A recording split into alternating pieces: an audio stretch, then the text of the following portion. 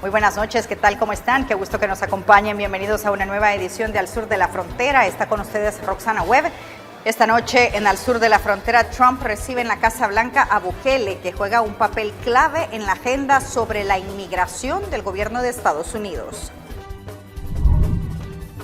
¿Cuáles son las ciudades santuario y qué papel juegan en la política migratoria?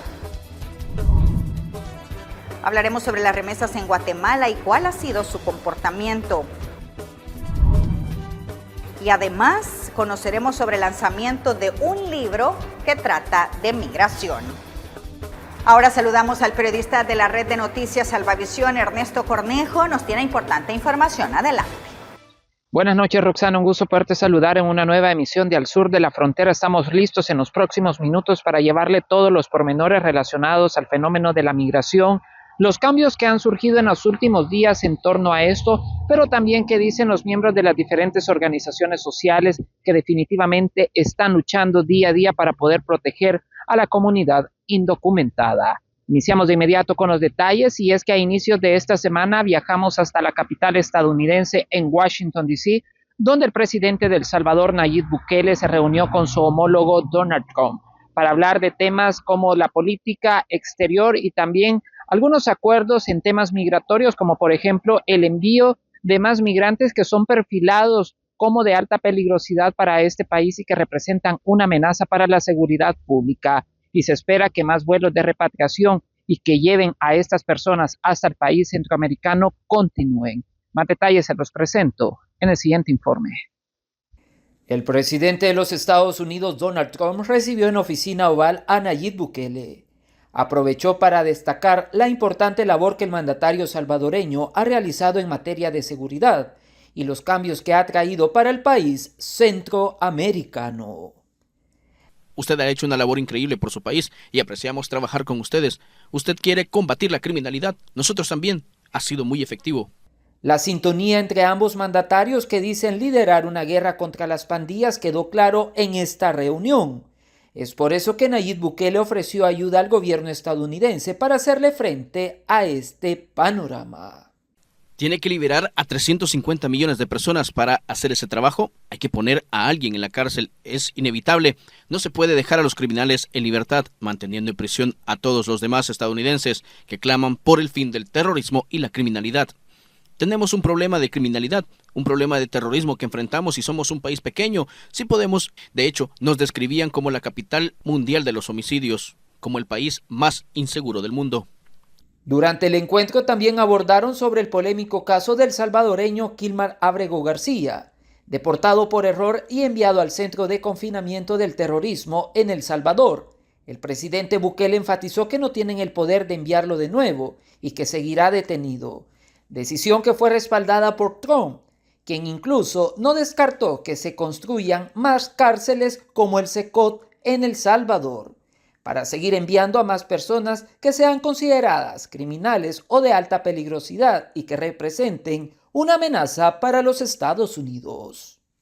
Lograr resultados trabajando con el presidente, gastando menos dinero. Nosotros hemos tenido una gran cantidad de prisiones, algunas de ellas cárceles privadas. Él está haciendo un muy buen trabajo en ese sentido, pero sí estamos hablando de criminales. Yo no tengo problema con eso. Estamos estudiando las leyes. En este momento Pam lo está haciendo. Yo estoy hablando de gente realmente terrible.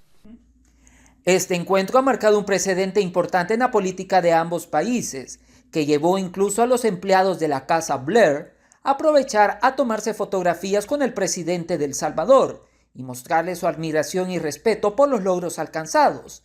Antes de irse, el mandatario aprovechó para firmar el libro de invitados. Informó Ernesto Cornejo para la red de noticias Salvavisión desde Washington, D.C. Pero también es importante referirnos al temor y la incertidumbre que están viviendo hoy en día aquellas personas que se dedican al área mejor conocida como los jornaleros acá en los Estados Unidos, donde muy temprano ellos se levantan y se reúnen en un punto en específico para lograr obtener una fuente de trabajo a lo largo de este día. Estas personas han asegurado que sienten principalmente mucho temor de lo que pueda llegar a suceder, y es que en más de una ocasión personas civiles han llegado, incluso han también logrado ver camionetas por parte de las autoridades de ICE, de la policía estatal, como por ejemplo acá en Los Ángeles, y también otras entidades de seguridad, con el fin de tratarlos de capturar, procesar y posteriormente deportarlos. Logramos platicar con uno de los voceros de estas organizaciones sociales que también están apoyando a estas personas. Bueno, ha sido una experiencia pues maravillosa el poder servir, porque de parte de aquí del centro, de parte de los inmigrantes, hemos servido, hemos ayudado mucho en este proceso de recuperación. Hemos estado presentes desde el comienzo pues hasta ahora. Entonces para nosotros es muy gratificante porque con eso estamos demostrando de que no somos lo que se está diciendo, que no somos, que los inmigrantes no somos lo que todo el mundo está hablando, bueno, digamos lo que acá se está hablando, que somos delincuentes, que venimos a perjudicar, no, con eso estamos demostrando que estamos haciendo es una labor, que sin el trabajo de nosotros como inmigrantes, quizá todo esto no sería posible. ¿En qué consistió el trabajo que ustedes hacían a lo largo? Básicamente consistió en la limpieza de las calles, lo que eran los árboles caídos, hojas y todo lo verde, para tratar de librar el espacio para que la gente pudiera caminar a través de las aceras y los carros pudieran circular libremente sin ningún tropiezo, ¿verdad? Es un trabajo que realizamos nosotros. También la mayoría de los jornaleros no están en el centro, están en las calles y se enfrentan a situaciones de persecución muy difíciles. No nada más la amenaza de la migra, sino de que cuando los llevan a trabajar muchas veces no les pagan su salario. Hay veces que sufren accidentes en los lugares de trabajo. Cuando están en la calle, de todo puede pasar. Hay gente que pasa, les tira huevos podridos, les grita epítetos raciales. También salen los vecinos. Han habido secuestros de jornaleros, han habido incluso asesinatos de jornaleros, intentos, golpizas de jornaleros. En los momentos donde hay un incremento en las tensiones raciales en este país, la comunidad jornalera es una de las comunidades más vulnerables que hay. Entonces, nosotros nos encargamos en la medida de lo posible, desde nuestra infraestructura, ayudar en lo que podemos. Los centros, por ejemplo, ayudan a conectarlos con empleos. Hemos protegido las esquinas. No es un delito pararse en una banqueta para solicitar empleo. Bueno, es parte de los detalles que les tenemos hasta esta hora de la noche. En nuestras próximas emisiones también les estaremos hablando más temas importantes que definitivamente marcarán un rumbo importante en cuanto a los cambios y las políticas que se están implementando en cuanto al tema migratorio, pero sobre todo también aquellos sectores más vulnerables que hoy en día se están viendo afectados. Con esto retorno la señal hasta los estudios principales, informó para la red de noticias Alba Visión desde Los Ángeles, California, Ernesto Cornejo. Y el caso del salvadoreño Kilmar Ábrego ha generado debate internacional. El presidente Bukele confirmó que no facilitará su retorno a Estados Unidos. En su visita a Washington, D.C., el presidente Nayib Bukele fue contundente en que no liberará y no facilitará el retorno de Kilmar Ábrego García a Estados Unidos, el salvadoreño deportado por error administrativo a El Salvador y quien se encuentra recluido en el Centro de Confinamiento del Terrorismo. El Tribunal Supremo de Estados Unidos resolvió la semana pasada que Ábrego debía ser devuelto al país norteamericano. La única razón por la que el señor Ábrego terminó en El Salvador es porque Estados Unidos le pidió a El Salvador que lo recibiera, sin conocer las circunstancias, y no debería de haber ningún obstáculo para regresarlo, ya que eso es lo que la Corte Suprema y las Cortes inferiores han ordenado. Durante la reunión entre el presidente Bukele y Donald Trump en el despacho Oval, la secretaria de Justicia, Pam Bondi, dijo que corresponde a El Salvador decidir si retornará a Ábrego. Este caso se ha convertido en uno de los más emblemáticos de las deportaciones masivas de Donald Trump. El limbo judicial en el que se encuentra el salvadoreño ha generado debate internacional. Estados Unidos logró un acuerdo con El Salvador para encerrar en el CECOT a criminales de Estados Unidos. La gente está muy preocupada de que tristemente El Salvador se está convirtiendo en la cárcel exterior de los Estados Unidos, aún en casos donde no hay absolutamente ninguna prueba que verdaderamente haga de estas personas peligrosas, que es lo que se ha afirmado. Incluso se les ha llamado terroristas, cosa que no tiene ningún sentido. Y en este sentido, pues la gente sí tiene mucho nerviosismo, no solo salvadoreños, sino también personas de otros países, principalmente latinoamericanos, que se imaginan que pudieran terminar en una cárcel en El Salvador sin ningún recurso de amparo. Los abogados de Ábrego señalaron que ingresó a Estados Unidos en 2011 de forma clandestina, escapando de amenazas de grupos criminales. En 2019 fue detenido en las afueras de Washington cuando buscaba trabajo.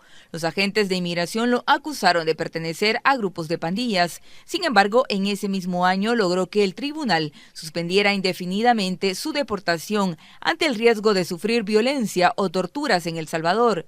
Desde entonces continuó presentándose a las citas regulares con las autoridades migratorias, pero el 12 de marzo de este año fue detenido e informado que no contaba con protección para permanecer en Estados Unidos. Con imágenes de Carlos Cle, este es un informe de Kelly Ábrego. Y el presidente Donald Trump envió un memorándum a 4 jefes de agencias federales instruyéndoles permitir que las Fuerzas Armadas usen y tomen jurisdicción de terrenos federales y públicos a lo largo de la frontera entre Estados Unidos y México.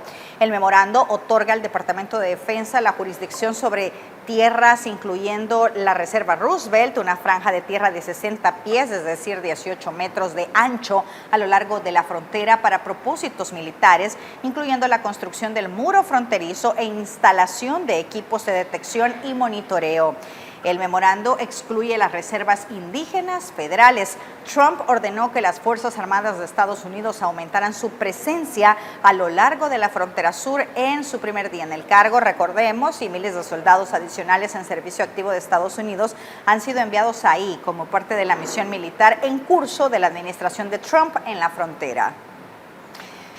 Y también el gobierno del presidente estadounidense Donald Trump finalizó unas subvenciones federales con valor de $188 millones destinadas a reembolsar a la ciudad de Nueva York por albergar a migrantes bajo el argumento de que el dinero se estaba utilizando para apoyar la inmigración ilegal.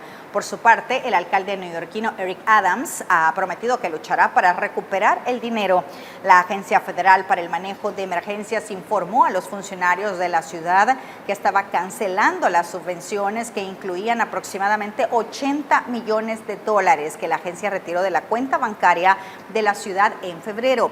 La medida más reciente requiere que la ciudad devuelva $106 millones adicionales que, según los funcionarios, se utilizaron para alojar y cuidar a los migrantes. Recordemos, migrantes amparados con el parol, es decir, venezolanos en ese entonces. Y la secretaria de Seguridad de los Estados Unidos, Kristi Noem, prometió mano dura en materia migratoria y dijo que la frontera sur es zona de guerra. Recientemente se dejó ver fuertemente armada, acompañada de elementos de élite, anunciando que encabeza operativos para la detención de lo que llamó criminales en la frontera.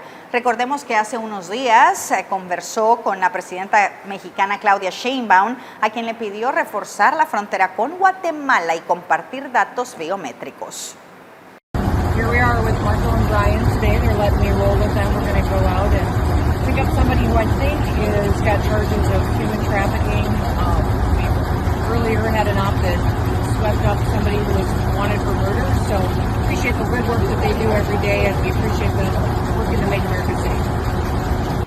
Y la Embajada de Estados Unidos en México dio a conocer que debido a las políticas migratorias, los cruces ilegales están en su nivel más bajo en 25 años.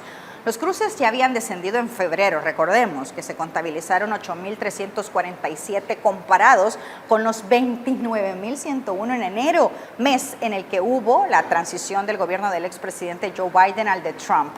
En marzo descendieron a 7.180, lo que marca la menor cifra desde que se llevó el registro. Esto lo destacó la Casa Blanca, que calificó el hito como una muestra del éxito de las políticas migratorias del presidente Donald Trump.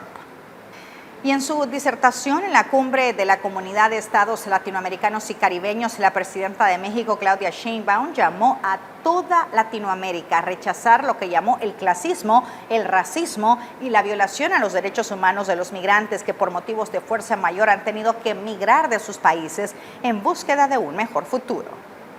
A los pueblos latinoamericanos y caribeños nos hermana la historia, la cultura y la geografía de un continente que se extiende sobre 2 hemisferios y entre 2 océanos. El comercio y el intercambio económico nos han unido por siglos en la búsqueda de la prosperidad de nuestra gente.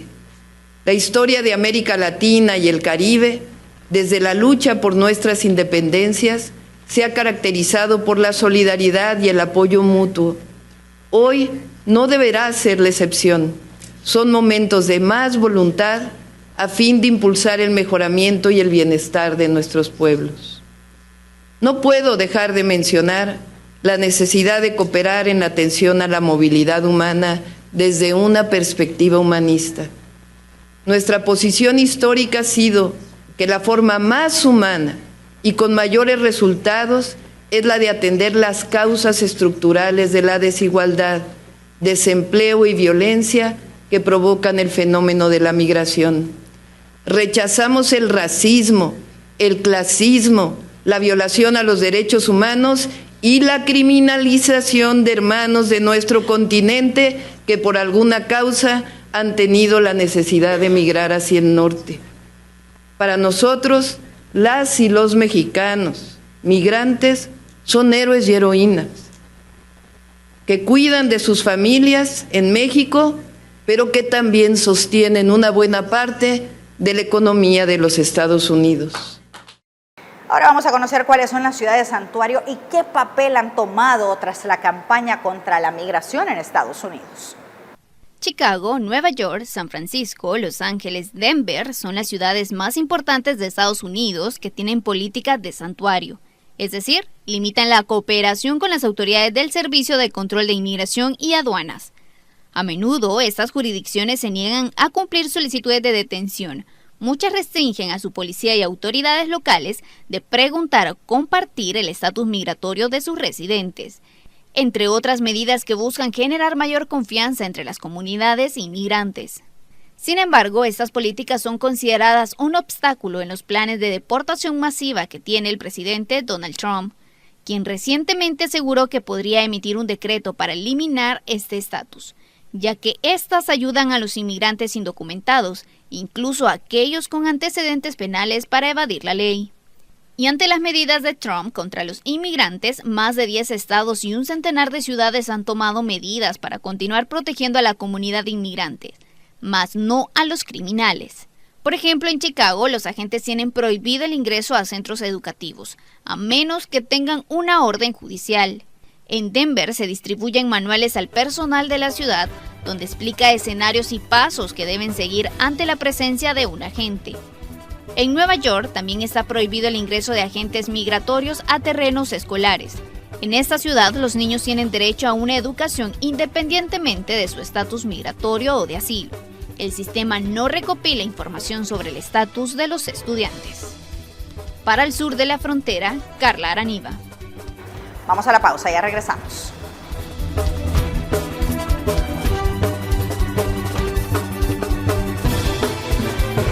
¿Sabías que el 82% del contenido consumido en Internet es audiovisual? Las herramientas de producción audiovisual son una necesidad en nuestros días. Estudia el diplomado en producción audiovisual en la escuela RSM. Aprenderás desde la estructura del guión hasta la producción de podcast, contenidos para televisión, redes sociales y producciones en vivo. Inscríbete hoy mismo. Aprende y emprende en la escuela RSM, el primer medio escuela.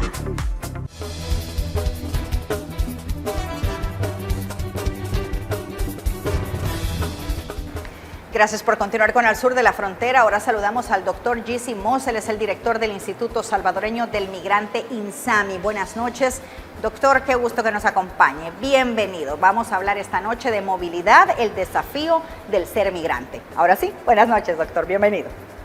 Y un saludo a toda la teleaudiencia, un gusto estar con ustedes. Doctor, ¿cuál ha sido el movimiento de los niños en situación de movilidad migrante? Bueno, realmente para hablar de esto tenemos que entender que hay 281 millones de personas que están fuera de sus países, que son migrantes. De esos representa el 13% de los niños, ¿verdad? Migrantes.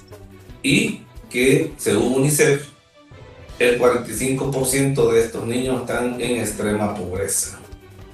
El año pasado, en el 2023, que es uno de los últimos estudios que hay, pasaron alrededor, desaparecieron alrededor de unos 1.400 personas en el paso del Darién por aquí por Estados Unidos.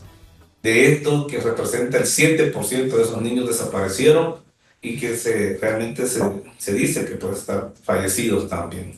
Es preocupante realmente esta cifra de niños desaparecidos y lo que les debe de ocurrir en el trayectoria de la ruta migratoria. Sabemos que Estados Unidos y Europa son los destinos de la migración infantil. ¿Se conocen datos? Sí, básicamente los datos, ¿verdad?, de cuántos niños van para Europa casi no se tienen, por decirle así. Hay que ver qué tal. Al igual como que en Estados Unidos sí tiene su propia estadística. Lo que sí sabemos que en el 2023, la última estadística que hay, retornaron alrededor de 2.000, entre las personas que desaparecieron también, ¿verdad? Habían 2.069 personas y también represaban el 7% de los niños que habían desaparecido. Y que también habían, ¿cómo que se llama?, retornado 2.069 y algo niños acompañados, y también 464 eran no acompañados, que venían de Estados Unidos y de México. Realmente Estados Unidos casi no manda niños no acompañados. México sí manda niños no acompañados en la mayoría de los que vienen deportados. El peligro de viajar no acompañado, ¿qué supone esto? Bueno, realmente es todo un drama eso. Que un niño, imagínense, se separa de sus padres, de sus protectores, los cuales podrían dar hasta la vida por él, y se va realmente a una aventura peligrosa, porque en esa trayectoria él es súper vulnerable. Recuerden que un niño es débil, las mujeres y los niños son realmente los que tienen más vulnerabilidad, y puede ser expuesto a todo. Puede ser expuesto violación, puede ser expuesto a trata, tráfico de órganos, que sabemos que también se da, esclavitud, que realmente sabemos que en la ruta migratoria hay niños que son esclavos presos de las bandas delincuenciales. Realmente esto puede dejar en un niño un flagelo psicológico de por vida y también un flagelo físico de por vida. Esta es la realidad de los niños en la ruta migratoria. Recuerden que las bandas delincuenciales lo que ven es ganancia, lo que ven es dinero, lucro. No están viendo protección para estos niños que llevan, y ellos determinan en la ruta migratoria al final qué van a hacer, si los van a entregar o no los van a entregar. ¿Y a quién le van a reclamar? ¿Quiénes van a detener a estas personas? Si sabemos que hay una gran corrupción institucional que realmente impera en el tráfico de niños. Pareciera que las familias que envían a sus niños a los destinos de migración irregular, doctor, no están del todo conscientes de los peligros que mencionamos. Sí, realmente lo voy a decir, lastimosamente, la ignorancia, vamos a hablar así, y también estamos hablando del deseo de los padres, de algunos que los mandan a traer, de estar con sus hijos, por la precariedad de los países de origen, es grande. Sabemos que las bandas delincuenciales tienen métodos de comunicación, tienen propaganda, tienen personas conocidas que realmente reclutan a estos niños o les dicen a los padres: no, miren, no se preocupe, su hijo va a estar aquí en tanto tiempo, solo pague esto y a ver que lo garantizamos. Pero todos son artimañas. En realidad, yo siempre me he preguntado, ¿qué hace que un padre también agarre a su hijo, se lo eche a la espalda y haga esa ruta tan peligrosa? Es la necesidad realmente de ver a su hijo en otra condición, porque si sus hijos estuvieran en otra condición en los países de origen, realmente creo que lo pensarían diferente. Pero esperemos, ¿verdad?, que así como estos medios de comunicación, estos programas, sensibilicen y hagan entender a las personas al gran peligro que se expone mandar a un niño con una persona que realmente es un traficante de seres humanos. Doctor, ¿y cuál es la política al recibir un niño migrante en Estados Unidos o en México? Bueno, realmente México tiene su propia política, ellos están enfocados en los derechos de los niños. Estados Unidos también tiene 4 ejes, su política para la protección de los niños. Lo primero es darle atención, apoyo y cuidado, ¿verdad? El cuidado desde el cuidado físico, el cuidado psicológico, ¿verdad?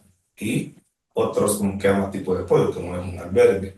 También les dan otro de sus fuentes, perdón, de sus principales cuidados, es la protección a la discriminación. Sabemos que los niños de Latinoamérica pues realmente son discriminados por otras razas y ellos tienen mucho cuidado en eso. También tienen algo que les dan mucha seguridad jurídica. Tienen derecho a abogados, tienen derecho a representación legal para poder, como que llama, tramitarles sus papeles o poder buscar algún tipo de solución jurídica para su estancia dentro de los Estados Unidos. Y en un momento dado, si no tiene ninguna persona que lo esté reclamando por X motivo, es absorbido por el sistema de Estados Unidos en algún tipo, ya sea que quedarse en un orfanato o darle otro tipo de salida, como puede ser una adopción legal. También sabemos que además de todo esto, hay un protocolo de atención a cuidados de salud, a atención en cuanto a albergues y educación para estos niños. Son 4 pilares que tienen para la atención cuando un niño llega no acompañado de estos niños. La reunificación familiar también ellos es muy fuerte. Buscan a sus padres o buscan a quien es como que el que lo ha mandado a traer, con quien se puede hacer cargo de parte de la familia que puede tener dentro de Estados Unidos. Sabemos que en INSAMI trabajan con la niñez migrante. ¿De qué manera son atendidos, doctor? Realmente, por eso tenemos una clínica especializada que es para atención a niños migrantes, hijos de migrantes, de personas que están en el exterior. Sabemos que, como decimos, el flagelo de la deportación es grande, porque no solamente el flagelo es para el niño, también es para la familia. Entendemos eso como INSAMI. Damos atención psicológica, primeros auxilios psicológicos, atención médica constante, no es que solo lo vamos a ver una vez, no que le llevamos su nutrición, su desarrollo físico, su desarrollo cognitivo. Tenemos pediatras para eso especializados, tenemos una psicóloga especializada en atención lúdica para dar los seguimientos. Tenemos niños que nació en la clínica pediátrica y están, que nos hemos ido creciendo. Es más, hay niños que ya han pasado ya con la atención de adultos, que ya cumplieron los 18 años. Sabemos que eso va y puede ser hasta de por vida, estamos hablando. Ese es nuestro protocolo de atención para los niños migrantes y los de migrantes. Tiene que ser perenne porque en realidad al final, lo que nosotros hablamos, ¿hasta cuándo un niño deja de ser retornado? O vamos a hacer, ¿hasta cuándo un niño deja de tener el flagelo de la deportación que ha tenido ellos y su familia? ¿Cómo podemos conocer más de su trabajo o contactar a INSAMI? Bueno, a través de nuestras redes sociales, yo sé que usted nos va a hacer ahí, tiene nuestras redes sociales para que las podamos adherir y para poder, acuérdense, que realmente muchas veces, ¿verdad?, tiene un gran flagelo psicológico o además problemas físicos. Y está ayudando también a las personas migrantes, porque eso es lo que hace INSAMI, la protección y el resguardo de los niños migrantes, hijos de migrantes. Por eso los invitamos en nuestras redes sociales, que van a poner ustedes nuestro banner, nuestro contacto para podernos ayudar. Ayudando a INSAMI, ayudando a CLIA, que es la Clínica Integral de Atención a Retornados, es ayudar a un niño migrante que tiene muchas necesidades. Realmente los costos médicos, los costos alimentación, por decirlo así, porque tratamos de dar programas de nutrición, son altos. Y estar en un momento dado pudiendo darle a una persona o hijo de una persona que, quieras o no, ha generado un tipo de riqueza que mantiene la economía de este país. Gracias, doctor. Un gusto saludarlo. Buenas noches. A ustedes siempre un gusto y realmente gracias por la invitación. Un fuerte abrazo. Yo siempre digo, por favor, notifíquense, vayan a los medios veraces como este programa del Canal 12, que es excelente. Y gracias. Buenas noches. Vamos a la pausa, ya regresamos.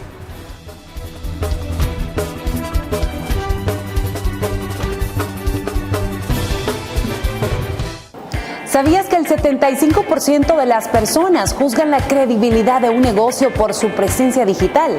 El marketing digital es esencial en nuestros días. Estudia el diplomado en marketing digital en Escuela RSM. Aprenderás desde la creación de campañas publicitarias, storytelling y presentación de estrategias digitales. Inscríbete hoy mismo. Aprende y emprende en Escuela RSM, el primer medio escuela.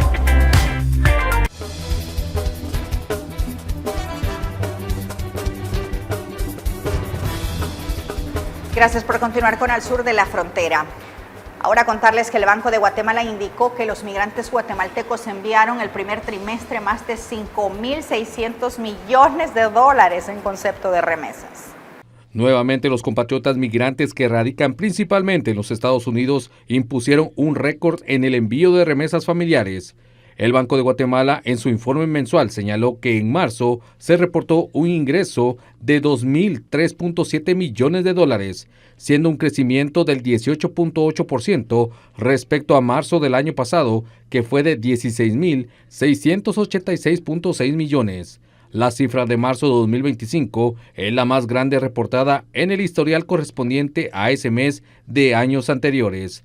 Tal y como ha resaltado el Vanguard, el temor migratorio ha elevado la cifra de envíos diarios, pasando de 70 millones en 2024 a 87.5 millones en este año.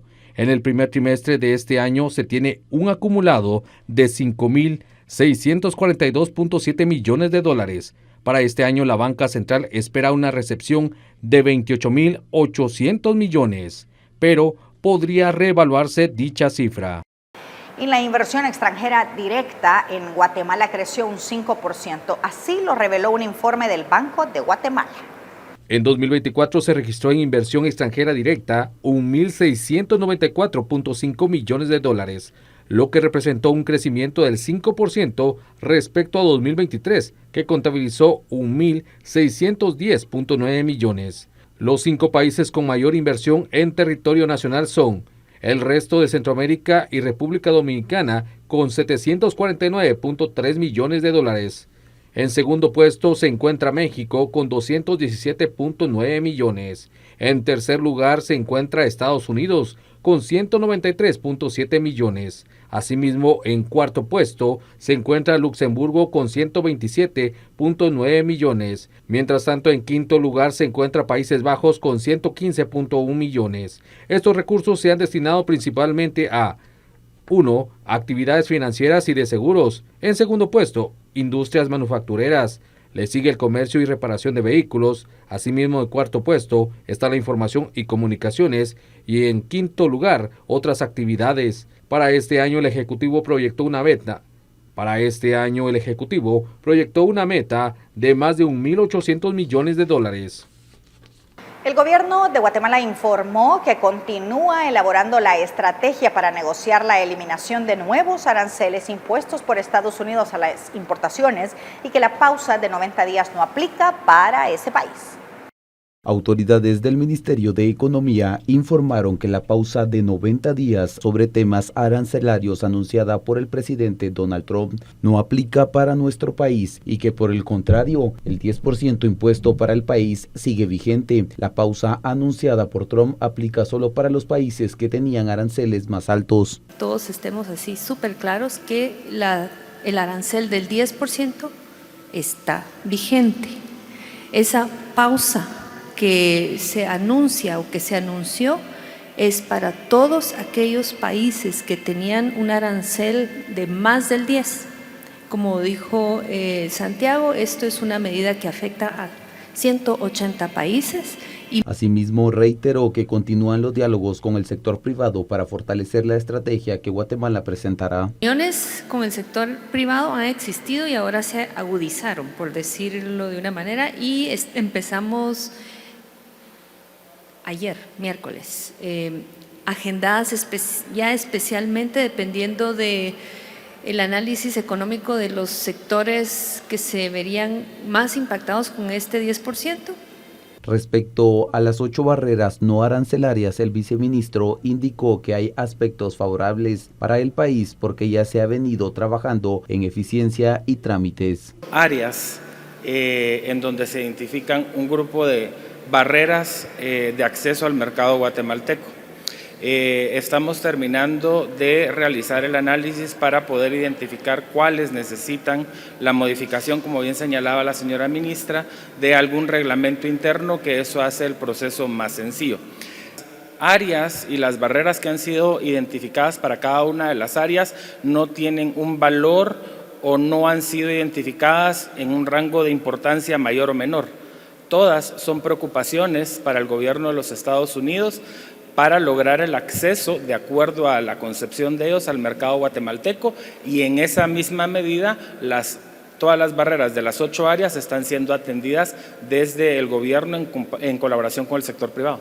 Explicaron que aprovecharán nuevas oportunidades en otros mercados, aseguraron que han trabajado 4 tratados de libre comercio y pronto informarán el avance de la iniciativa a presentar.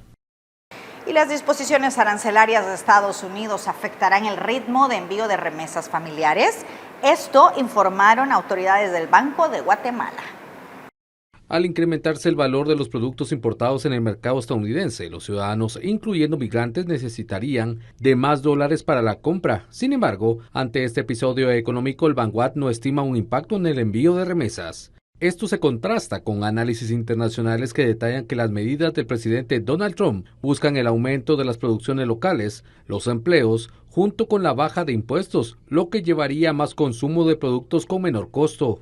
Bueno, lo que se ha venido observando, como ustedes saben, es un crecimiento sobre el 20% si comparamos nosotros el mismo periodo del año pasado. Eso, como se ha mencionado en otras ocasiones, se debe a que el migrante guatemalteco, y no diría el migrante guatemalteco, es el migrante centroamericano total, ya que así lo vimos nosotros en una reunión en el Consejo Monetario Centroamericano, están experimentando ese ingreso adicional de remesas, inclusive en mayores cantidades de lo que tiene y está pasando en Guatemala. Así que si nos vamos a este año, probablemente ese crecimiento de 6% que se había proyectado, 6% más menos 1%, pues seguramente o probablemente irá a crecer en el 2025 sobre el límite superior de lo proyectado.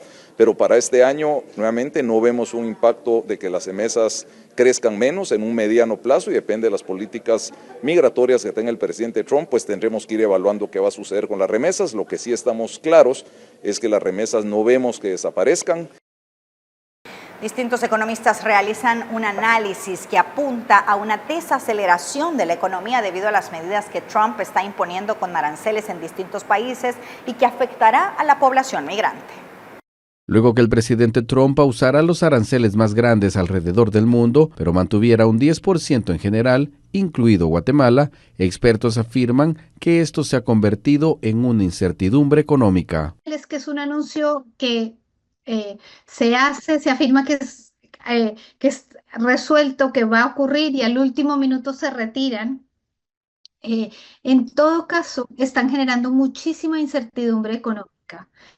Y esto tiene un impacto directo en aquellas actividades económicas que exigen algo de planificación y de visión de largo plazo. Entonces, en este momento, un importador a Estados Unidos, cualquier persona del sector de ventas, no puede darse el lujo de arriesgarse a comprar productos sabiendo que no sabe bajo qué arancel van a ingresar a Estados Unidos y, por lo tanto, cuál sería el precio final para el comprador. Eso sin duda genera mucha incertidumbre. Otro tipo de aranceles, por ejemplo, hacia el aluminio y otros materiales, tienen un impacto directo también en la construcción. Y eso también genera, por lo tanto, la desaceleración de ese sector económico. Y esa es otra medida que estamos viendo en este momento. Entonces, lo que tenemos es mucha incertidumbre que sin duda está impactando en el empleo y por lo tanto vamos a ver su impacto, su reducción en las remesas. O por lo tanto, el contrario, obliga a muchas personas a tratar de buscar otras alternativas de empleo. Los migrantes que residen en Estados Unidos deben estar preparados para posibles cambios en la economía y en su capacidad para enviar remesas. Bueno, yo creo que la premisa de las personas que han venido acá con la expectativa de generar un ingreso y poder enviar remesas a su familia va a verse incompleta, no va a ser posible para muchas personas. Y en la medida en que se genere desempleo y este desempleo sea sostenido y las personas no logren encontrar una nueva oportunidad laboral, va a resultar en personas que opten, por lo tanto, por regresar a sus países de origen en vista del gran impacto económico. Pero hay muchas otras que llevan un tiempo suficiente en este país para haber generado redes y familia que sin duda no van a poder continuar enviando sus remesas, pero buscarán la forma de sobrevivir en Estados Unidos también con la expectativa de una reactivación económica en un tiempo posterior. Esto podría tener un impacto significativo en la economía y en el envío de remesas a países de América Latina. Sin embargo, la vicedirectora de Alianza Américas asegura que los migrantes buscarán las alternativas para subsistir. Y las exportaciones de alimentos nostálgicos de origen guatemalteco podrían verse afectadas con las políticas arancelarias impuestas por Estados Unidos. En estas fechas, los compatriotas que radican en los Estados Unidos se preparan para la elaboración de los tradicionales platillos de Semana Santa. Sin embargo, podrían verse afectados con un aumento de precios en los alimentos que se exportan desde Guatemala. Productos como salsas, bebidas, harinas, snacks, entre otros, y que sirven para no olvidar nuestras raíces gastronómicas, pueden verse afectados. Es correcto. Para el sector de alimentos y bebidas, Estados Unidos es el tercer socio comercial en importancia. El primero es Centroamérica, pero nuestro principal mercado destino en Estados Unidos es el de consumo de alimentos para nuestros connacionales que residen en todos los estados de ese gran país. Por lo tanto, todos ellos van a recibir un aumento de 10% en el valor de los productos guatemaltecos que ingresan a Estados Unidos a partir de este mes de abril. Es un impacto para todos y esperamos que la preferencia de los consumidores guatemalteco-americanos siga siendo y estando presente para que no perdamos ese mercado.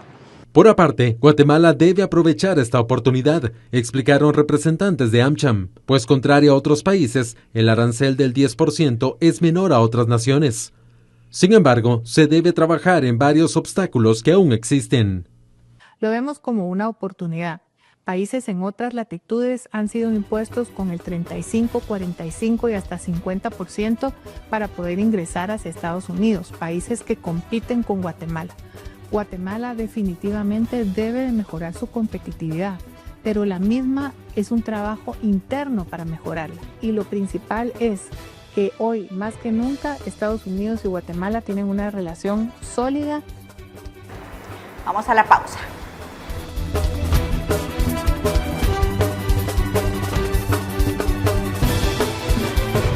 ¿Sabías que el 82% del contenido consumido en Internet es audiovisual? Las herramientas de producción audiovisual son una necesidad en nuestros días. Estudia el diplomado en producción audiovisual en la escuela RSM. Aprenderás desde la estructura del guión hasta la producción de podcast, contenidos para televisión, redes sociales y producciones en vivo. Inscríbete hoy mismo. Aprende y emprende en la escuela RSM, el primer medio escuela.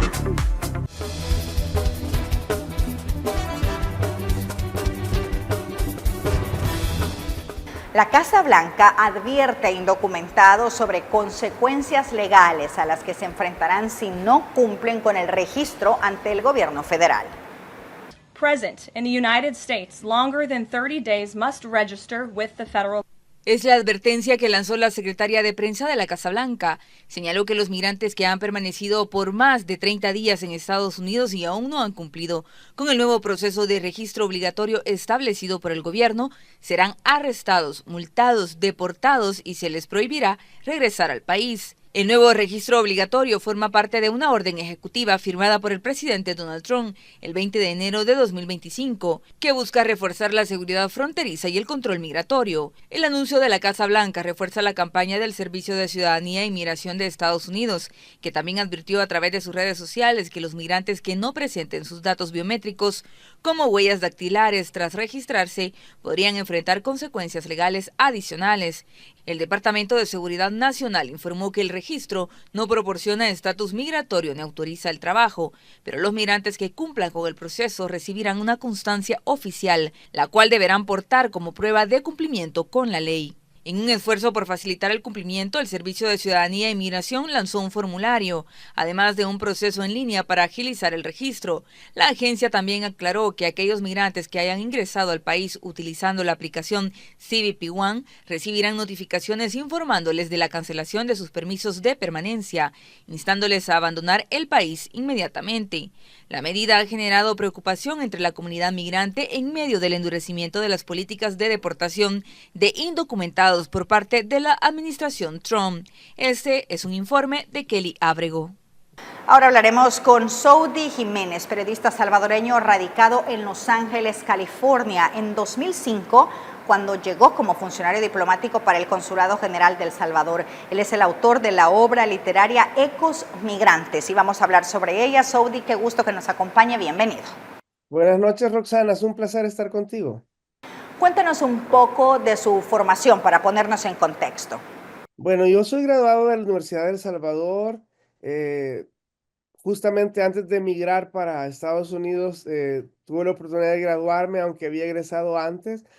Obtuve mi licenciatura en periodismo y de ahí pues hice algunos diplomados en ciencias políticas y comunicación estratégica, dado de que también ejercí un tiempo las relaciones públicas, así que eso me sirvió para poder tener mejores herramientas de trabajo, ¿verdad? Y algo que vine a hacer, por cierto, cuando llego a Los Ángeles. ¿Cómo nace Ecos Migrantes? Bueno, Ecos Migrantes surge en 2022. Yo estaba leyendo un libro y me di cuenta que yo podía hacer algo como lo que había escrito un colega periodista salvadoreño, solamente que él sobre relatos de seguridad o relacionados a la cultura propiamente en El Salvador. Entonces, cuando veo lo que él había hecho, me di cuenta que yo también tenía una serie de historias, en mi caso, sobre migración. Y fue en 2023, a finales de 2023, que comienzo a organizar esas historias. En un momento yo seleccioné 40 historias que tenían que ver sobre diferentes perspectivas de la migración. Al editarlas y al organizarlas, me di cuenta que habían algunas historias que se repetía el tema y que no, o habían otras que no tenían como ese valor en el tiempo, porque la idea del libro es que cuando uno lo pueda leer, pueda encontrarle siempre una riqueza, ¿no? Y en noticias, muchas veces las noticias se acaba el interés un día después, una semana después, ¿verdad? De que se publicó. Entonces, por eso dejamos al final 27 historias que estamos hablando sobre diferentes aspectos de la migración. Particularmente estamos enfocándonos en la adaptación. Hay muchos libros sobre migración, pero que tratan sobre el cruce, sobre el camino, la bestia, el río Bravo, el muro. En mi caso no hay de esas historias. En mi caso tiene que ver más que todo sobre la llegada a Estados Unidos, en particular a Los Ángeles, ya que yo trabajo acá desde 2012 en Los Angeles Times en español. Entonces mis historias, mis relatos están enfocados como en ese choque cultural, ¿verdad? En esos desafíos que tienen las personas al establecerse en un país diferente como Estados Unidos. Pero también tiene, más de la mitad de las historias tienen que ver con las contribuciones de los migrantes. Hay 15 relatos de personas, ¿verdad? Son perfiles, son semblanzas en donde abordamos a una persona en particular y contamos su historia de cómo han salido adelante, ¿verdad? Entonces, digamos que esa es la riqueza, eso es lo que aporta este libro, de que tiene una perspectiva de lo que padecen, de lo que sufren y de cómo salen adelante los migrantes en Estados Unidos. Ecos Migrantes son relatos. ¿Qué nos dejan estos de la realidad migrante? Ecos Migrantes dejan muchos mensajes. Yo no sé, cuesta definir y dejar como que extraer un solo mensaje de lo que muestra este libro. Digo, en mi opinión, Ecos Migrantes también quizás comencemos por ahí. Ecos Migrantes es un golpe de realidad.